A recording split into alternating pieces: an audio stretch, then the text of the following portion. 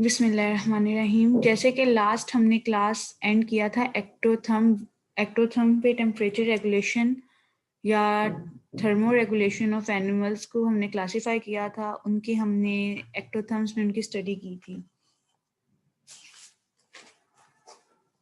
हमने साथ में क्या एक्टोथर्म बेनिफिट्स। अब एक्टोथर्म जैसे कि आप सब जानते हैं कि ये पोर्किलोथर्म्स हैं, कोल्ड ब्लडेड एनिमल्स हैं।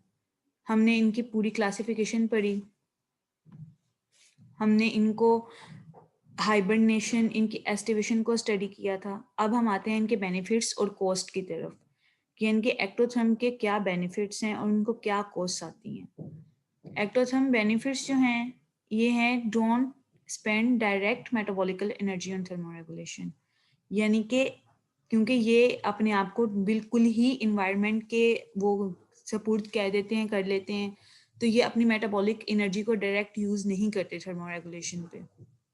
हाइबरनेशन में जैसे आ गए इसकी एग्जांपल, ये can spend more on growth and reproduction. Growth और रिप्रोडक्शन पे ये ज़्यादा से ज़्यादा टाइम स्पेंड करते हैं क्योंकि जैसे इनकी रिप्रोडक्शन होगी ऑब्वियसली स्पीशीज इंक्रीज होंगी। उसके अलावा इनकी जो है इंटरनल जो इनका बॉडी टेम्परेचर है वो मेंटेन रहता है उससे। मैं ये लेकिन मेटाबॉलिक एनर्जी नहीं यूज करते क्योंकि ये इतने ज्यादा काम पे नहीं अपने आप को फोकस करते। Required less food overall than do endotherms. Endotherms की बजाय ये जो हैं ज्यादा फूड नहीं मतलब रिक्वायर्ड लेस फूड जो है लेस फूड को ये रिक्वायर करते हैं than do endotherms and can spend less time in risky foraging activities. मतलब अपने आप को इतना ज़्यादा एक्टिविटीज़ में इन्वॉल्व नहीं करते।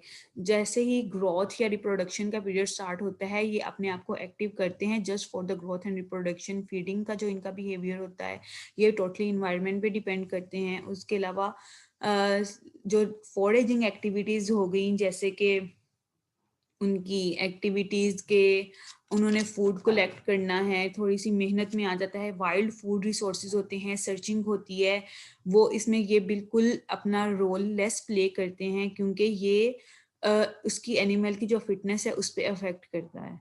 ये टोटली टेम्परेचर डिपेंडेंट होते हैं, आउटर एक्सटर्नल इन्वायरमेंट डिपेंडेंट होते हैं। इस वजह से ये जैसे इन्वायरमेंट में मतलब इनको मिल जाती हैं जो भी फीडिंग वगैरह ये बिल्कुल उसी पे डिपेंड करते हैं। खुद सर्चिंग जो होती है इनकी ये उस पर काफ़ी ज़्यादा कम रिलाई करते हैं। अब आगे आ जाता है lose less water by evaporation, यानी कि वेपोरेशन के जरिए ये कम वाटर को रिड्यूस करते हैं because their metabolic rate is lower. इनके मेटाबॉलिक रेट जैसे मेटाबॉलिक रेट या मेटाबॉलिक एनर्जी हमारी बॉडी यूज करती है, हमारे बॉडी में से वेपोरेशन होती है, बॉडी में से स्वेटिंग का प्रोसेस होता है लाइक इन एंडोथर्म्स में, लेकिन ये कम वाटर इवेपोरेट करते हैं क्योंकि इनका जो मेटाबॉलिक रेट होता है वो कम होता है। और इनकी जो होती है टीबी जो होती है वो जनरली लोअर होती है। ये pre adapted for life in hot deserts, ये प्री अडेप्टेड होते हैं। जैसे कि एलिगेटर्स वगैरह हो गई, उनको पता होता है, उन्होंने प्री अडेप्टेड इसलिए होते हैं क्योंकि उन्होंने उसी इन्वायरमेंट में रहना होता है और उसी में अपने आप को सर्वाइव करना होता है। आगे आ गई एक्टोथर्म्स की कॉज। ये है activity times more constraint on a daily and seasonal basis, यानी कि ये अपने आप को फोर्सफुली जो है अपीयर करते हैं, एक्टिविटी टाइम्स को जो है फोर्सफुली डेली और सीजनल बेसिस पे अप्लाई करते हैं अपनी बॉडी पे, अपनी लाइफ पे, क्योंकि ये आउटर इन्वायरमेंट के पे डिपेंड करते हैं। पोइकिलोथर्म्स वही होते हैं ना जो आउटर इन्वायरमेंट पे अपने आप को डिपेंड करते हैं, जिनके जो एक नॉर्म्स फॉर्म करते हैं और उन्हीं पे रिलाई करते हैं। Can not sustain high work rates like metabolic activity इनकी ज़्यादा नहीं है। Lower maximal aerobic speed, aerobic speed कौन सी होती है? लोअर ऑक्सीजन रेट होता है। जाहिर है जिस इंडिविजुअल का या जिस ऑर्गेनिज्म का लोअर रेट होगा उसकी ऑक्सीजन रेट लोअर होगा, उसकी एक्टिविटी भी जो है वो भी लोअर ही होगी। High oxygen gain, high activity, metabolic processes, metabolic rates, metabolic functions जो हैं वो इंक्रीज होंगे। अब आगे आ जाते हैं हम डोरमेंसी पे।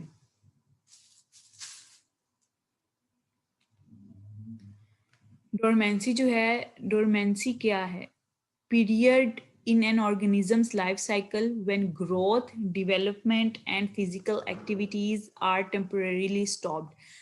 टेम्परेरीली स्टॉप्ड मतलब कुछ अरसे के लिए ये बंद हो जाती हैं, स्टॉप हो जाती हैं, like in the process of hibernation और in the process of aestivation. अब डोरमेंसी में ऑर्गेनिज्म उसमें क्या होता है कि उसकी ग्रोथ, ऑर्गेनिज्म ग्रो नहीं कर सकता, डेवलपमेंट नहीं कर सकता, अपनी रिप्रोडक्शन नहीं कर सकता, कोई भी फिजिकल एक्टिविटी नहीं कर सकता, टोटली हाइबरनेट होकर रह जाता है. जो फीड उसने यहाँ स्टोर की होती है या उसके पास मौजूद होती है सिर्फ उसे ही यूज करता है. No any mating, no any sexual relationship, no any other metabolic activity, no any growth rate. और ये ऑब्वियसली अगर ये डोरमेंसी कंडीशन जब आती है, सब कुछ स्टॉप हो गया, तो मेटाबॉलिक एक्टिविटी जो है वो भी मिनिमाइज हो जाएगी, स्टॉप या मिनिमाइज हो जाएगी या स्टॉप हो जाएगी. Therefore helps an organism to conserve energy. Organism ने जो एनर्जी डोरमेंसी पीरियड से पहले कंजर्व की होती है, उसने जो डोरमेंसी पीरियड से पहले और एनर्जी अपने अंदर फीड की होती है, या जो फीडिंग उसने कलेक्ट की होती है, वो उसी पे रिलाई करता है. अपनी जो कंजर्व एनर्जी होती है वो उसे ही यूज करता है ब्रीदिंग के लिए या किसी भी और एक्टिविटी के लिए, but very less physical activity. अब dormancy tends to be closely associated with environmental conditions. जैसे इन्वायरमेंटल कंडीशंस का क्या सीन है कि हाइबरनेशन आ गई, विंटर सीजन में हाइबरनेट कर लेते हैं बर्ड्स. ये बर्ड्स हैं या जो भी मतलब मेनली एनिमल्स जो हैं, रिप्टाइल्स वगैरह होते हैं, बर्ड्स नहीं रिप्टाइल्स वगैरह होते हैं, ये अपने आप को हाइबरनेट कर लेते हैं. हाइबरनेट में इनकी सारी जो है, हाइबरनेटिंग क्या है, कंडीशन ऑफ एनिमल जो है spending the winter in dormant state, slow rate, breathing rate slow हो जाता है, मेटाबॉलिक रेट स्लो हो जाता है.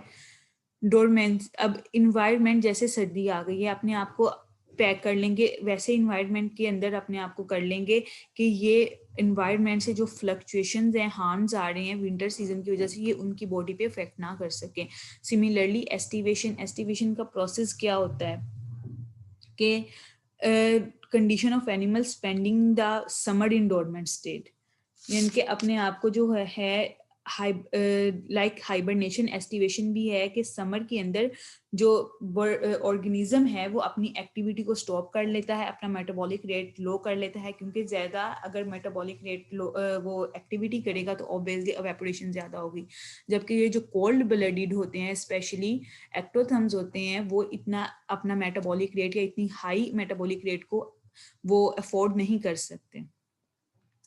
उनका इनएक्टिविटी हो जाती है, metabolic rate, oxygen level low हो गया, रिप्रोडक्शन लेवल लो हो गई, और उसके अलावा ऑक्सीजन लेवल जब लो होगा तो ऑब्वियसली वो अपने आप को एस्टिवेट कर लेंगे. इन शॉर्ट हाइबरनेट, हाइबरनेशन होती है विंटर में और एस्टिवेशन होती है समर में. ऑर्गेनिजम्स जो होते हैं वो अपने आप को सिंक्रोनाइज कर लेते हैं एंड सिंक्रोनाइज कर लेते हैं डोरमेंट फेज में, यानी कि अपने आप को उस फेज के अंदर फिक्स कर लेते हैं with their environment through predictive और कॉन्सिक्वेंटल मीन्स. अब हम आगे स्टडी करते हैं कॉन्सिक्वेंटल मीन्स. प्रेडिक्टिव डोरमेंसी क्या है? Occurs when an organisms enter a dormant phase before the onset of adverse conditions. यानी कि एक ऑर्गेनिज्म है, वो एडवर्स कंडीशंस कौन सी होती है, हार्मफुल कंडीशन, वर्स्ट कंडीशंस जो होती हैं.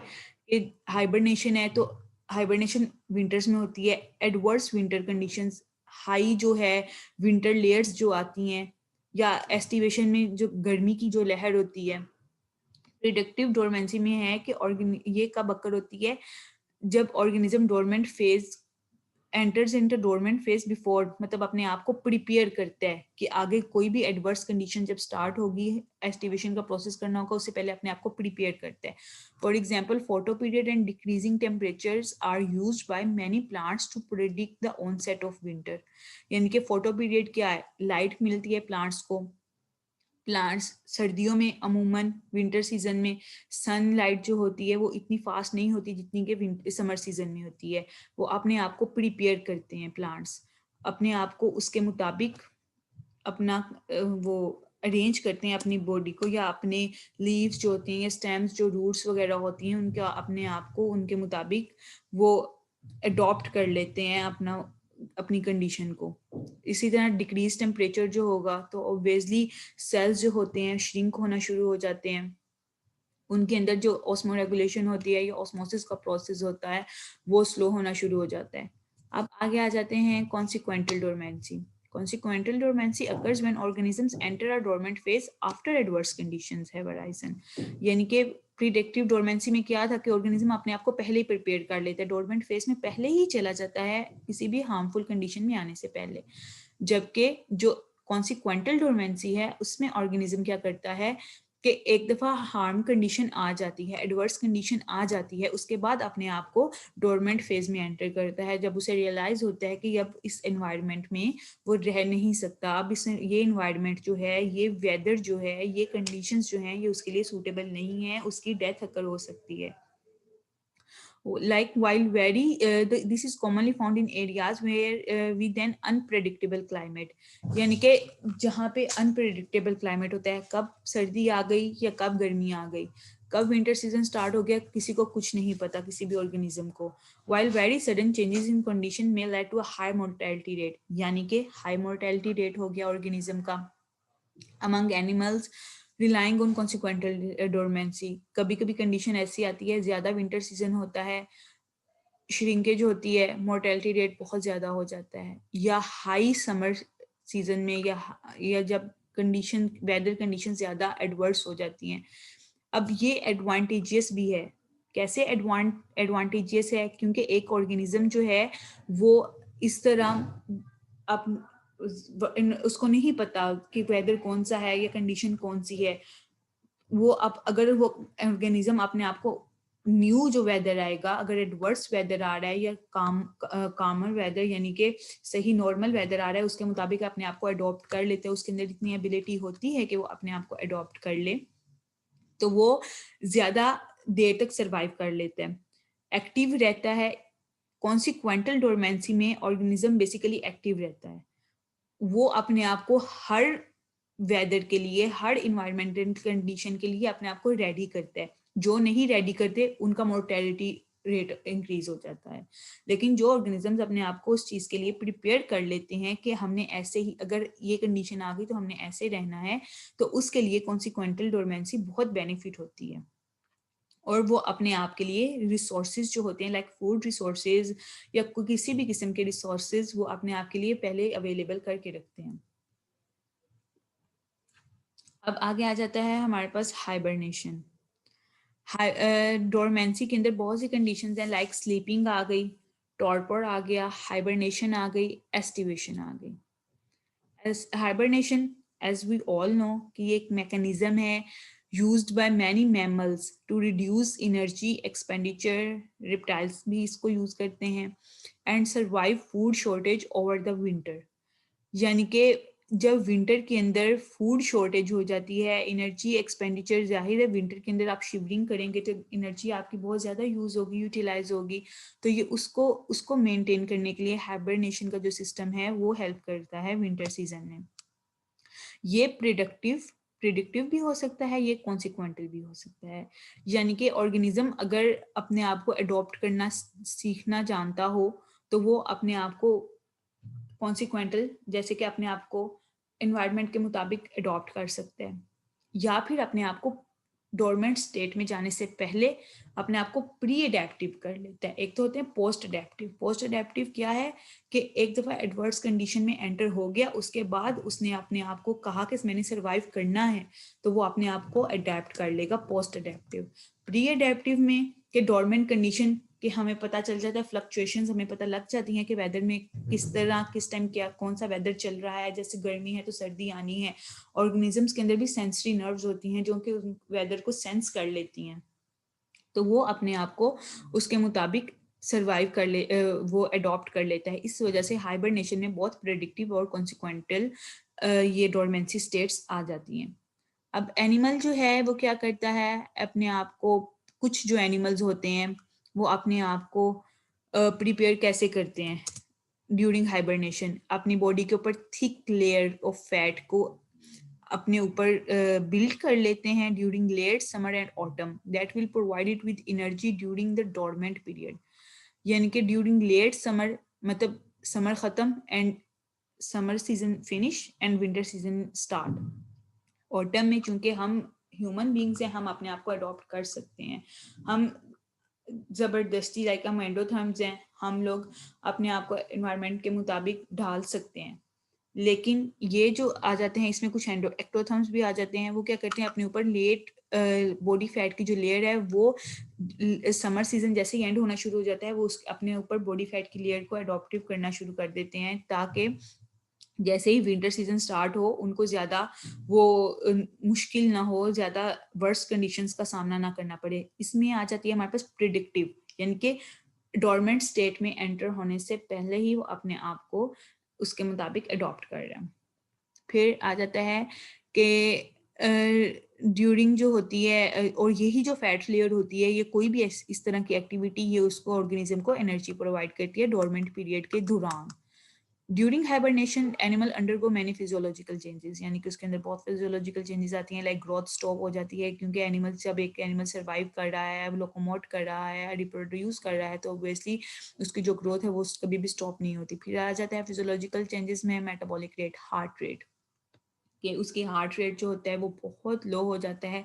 ऑब्वियसली हाइबरनेट करेगा, जितना ज़्यादा उसका हार्ट रेट होगा, हार्ट बीट जितनी ज़्यादा स्पीड से करेगा उसको उतनी ज़्यादा एनर्जी यूज़ करनी पड़ेगी। और थर्मो रेगुलेशन का जब प्रोसेस होगा फिजियोलॉजिकल चेंजेस में, शिवरिंग का प्रोसेस होगा, उसको उतनी ज़्यादा उसकी एनर्जी यूज़ करनी पड़ेगी, तो वो उसको ये फिजियोलॉजिकल चेंजेस को काफ़ी ज़्यादा उसको एनिमल को या ऑर्गेनिज्म को फेस करना पड़ता है। अब including decrease heart rate, like decrease heart rate and decrease body temperature, as I said earlier, के जैसे ही उसका हार्ट रेट जो है डिक्रीज हो जाता है हाइबरनेशन में, ये उसके अंदर फिजियोलॉजिकल चेंजेस आए। जैसे हाइबरनेट करने से पहले वो जब नॉर्मल कंडीशन में होता है तो वो उसका हार्ट रेट बिल्कुल नॉर्मली उसके मुताबिक उस ऑर्गेनिज्म की हार्ट बीट उसको ऑर्गेनिज्म के हार्ट रेट के मुताबिक नॉर्मली बीट कर रहा होता है। नॉर्मली जो है उसका टेम्परेचर जो है फ्लक्चुएट कर रहा होता है, लेकिन जैसे ही हाइबरनेशन में आ जाता है बॉडी टेम्परेचर डिक्रीज होना शुरू हो जाता है, और जो फैट लेयर उसके ऊपर आती है किसी भी एनिमल के ऊपर, वो उसको हेल्प करती है हाइबरनेट करने में।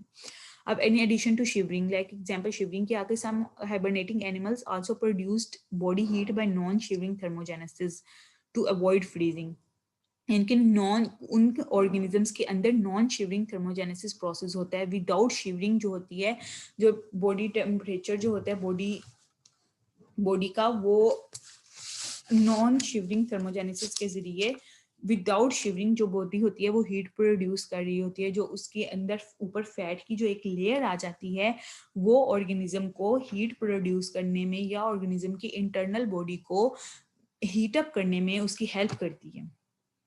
अब नॉन शिवरिंग थर्मोजेनेसिस क्या है? ये रेगुलेटेड प्रोसेस है in which the proton gradient generated by electron transport in mitochondria used to produce heat instead of ATP. जब हम नॉर्मल कंडीशन में होते हैं एटीपी एनर्जी प्रोड्यूस करती है, लेकिन हाइबरनेशन जो कंडीशन होती है उसमें माइटोकॉन्ड्रिया जो होता है वो इलेक्ट्रॉन ट्रांसपोर्ट करता है, in which the proton gradient generated by electron transport. Proton gradients होते हैं, जो प्रोटॉन्स होते हैं वो एनर्जी को, जो एटीपी की बजाय प्रोटॉन्स जो होते हैं वो एनर्जी को वो करते हैं, उसको फोर्स करते हैं कि वो एनर्जी जनरेट हो, और इलेक्ट्रॉन ट्रांसपोर्ट चेन का जो प्रोसेस होता है वो स्टार्ट होता है। और थ्रू द माइटोकॉन्ड्रिया हाइबरनेशन का जो प्रोसेस है थ्रू द माइटोकॉन्ड्रिया वो एनर्जी को प्रोड्यूस करते हैं ताकि एनिमल जो है वो अपनी बॉडी को हीट अप कर ले। नॉन शिवरिंग थर्मोजेनेसिस, जहाँ पे माइटोकॉन्ड्रिया जो है उसके जरिए से हीट प्रोड्यूस होगी, वो नॉन शिवरिंग थर्मोजेनेसिस का प्रोसेस होगा। लेकिन जहाँ पे एटीपी हमारे पास आ जाता है वहां पे शिवरिंग का प्रोसेस स्टार्ट हो जाता है।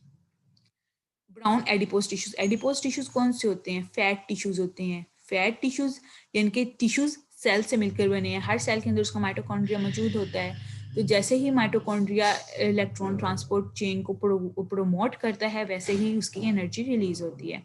अब animals that hibernate include bats, ground squirrels and other rodents, यानी कि रोडेंट्स जो माइस स्पीशीज आ जाती हैं, बैट्स आ जाते हैं, स्क्विरल्स आ जाती हैं, वो अपने आप को हाइबरनेट कर लेती हैं, माउस लीमर्स, यूरोपियन हेजहॉग्स आ जाते हैं, अदर इंसेक्टिवोरस यानी कि जो इंसेक्ट ईटर्स होते हैं, मोनोट्रीम्स, मार्सुपियल्स, ये अपने आप को हाइबरनेट करते हैं। Although the hibernation is almost exclusively seen in mammals, some birds such as common purrwill may hibernate. जो common purrwill है, that also hibernates, that also मतलब सिर्फ रिप्टाइल्स या मैमल्स ही नहीं, बर्ड्स भी हाइबरनेट करते हैं according to the environmental conditions. अब आगे हमारे पास आ जाता है एस्टिवेशन. अब जो है एस्टिवेशन में क्या आता है कि जो ऑर्गेनिज्म है वो अपने आप को समर सीजन के मुताबिक अपने जो है बॉडी को उसके मुताबिक अडॉप्ट करता है. अब इसकी डेफिनेशन है state of animal dormancy similar to hibernate takes place in the summer inactivity and lower metabolic rate.